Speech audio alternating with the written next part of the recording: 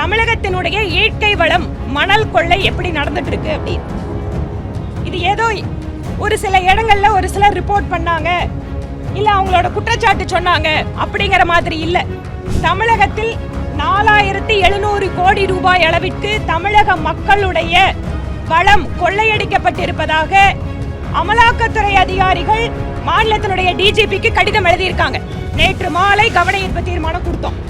ஆனால் இன்று அதை விவாதத்துக்கு எடுத்துக்கொள்வதற்கு சட்டப்பேரவை தலைவர் அனுமதி அளிக்க மறுத்துவிட்டார். அனுமதிக்கப்பட்ட இடங்களை விட மிக மிக அதிகமான அளவில் தமிழகத்தில் மணல் கொள்ளை நடந்திருக்கிறது.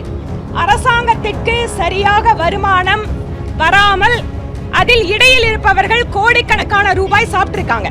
தமிழகம் இந்தியாவிலேயே நம்பர் 1 மாநிலம், இந்தியாவுக்கே வழிகாட்டுற மாநிலம் எல்லாம் உள்ள உட்கார்ந்து பேசிட்டு இருக்காங்க. இதை பத்தி ஏன் விவாதிக்க மறுக்கிறார்கள்? இது பற்றி ஏன் தமிழக அரசு விளக்கம் கொடுக்க மறுக்கிறது? அமலாக்கத்துறை மாநிலத்தில் இருக்கக்கூடிய மாவட்ட ஆட்சியாளர்களுக்கு சம்மன் அனுப்பி இன்று மாநில அரசோட அதிகாரத்தில் இருக்கிறவங்க எல்லாம் கூப்பிட்டு பதில் கேட்கிறாங்களே, அப்ப இதற்கான விளக்கத்தை ஏன் தமிழக அரசு அளிக்க மறுக்கிறது? வரக்கூடிய காலத்துல இந்த கப்புல மணல் நிரப்பி நம்மோட வருங்கால தலைமுறைக்கு இதுதான் மணல்ல காட்டாம இருக்கிற சூழலை தமிழக அரசு ஏற்படுத்த வேண்டும் எனவும் கோரிக்கை வைக்கிறோம்.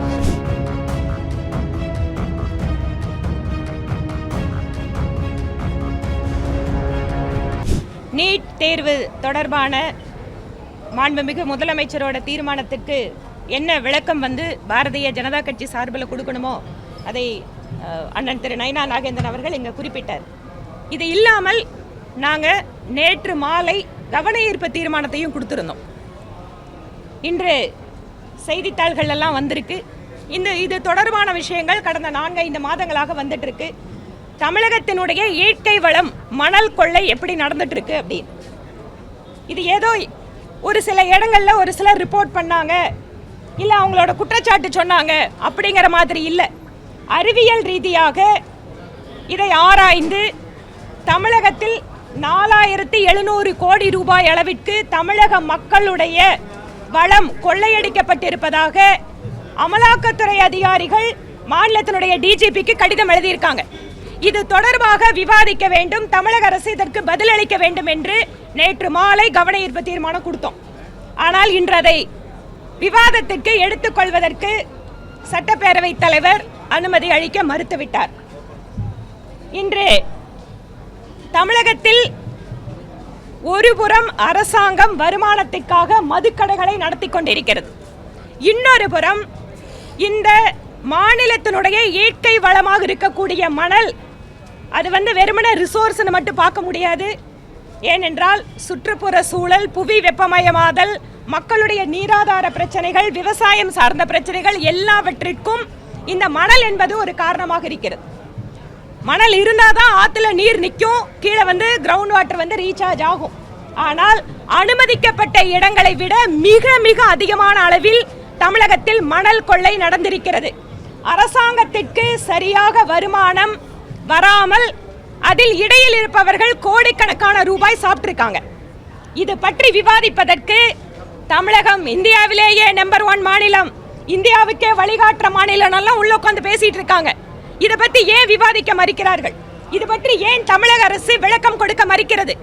எதற்கெடுத்தாலும் மாநிலத்திற்கு சுயாட்சி இருக்கு, மாநிலத்தில் நாங்க எங்களோட விஷயத்துல தலையிடுறாங்கன்னு பேசுற திராவிட முன்னேற்ற கழகத்தோட தலைவர்கள் அமலாக்கத்துறை மாநிலத்தில் இருக்கக்கூடிய மாவட்ட ஆட்சியாளர்களுக்கு சம்மன் அனுப்பி இன்று மாநில அரசோட அதிகாரத்தில் இருக்கிறவங்க எல்லாம் கூப்பிட்டு பதில் கேட்கிறாங்களே, அப்ப இதற்கான விளக்கத்தை ஏன் தமிழக அரசு அளிக்க மறுக்கிறது?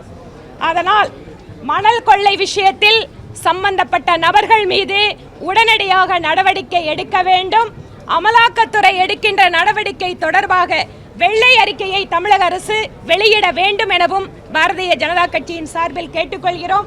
இன்றைக்கு நீர்வளத்துறை சார்பாக எல்லா சட்டமன்ற உறுப்பினர்களுக்கும் ஒரு அழகான கப்பு கொடுத்திருக்காங்க. ஒரு கப்பு கொடுத்திருக்காங்க, தெரியுதுங்களா? ஒரு காலி கப்பு கொடுத்திருக்காங்க.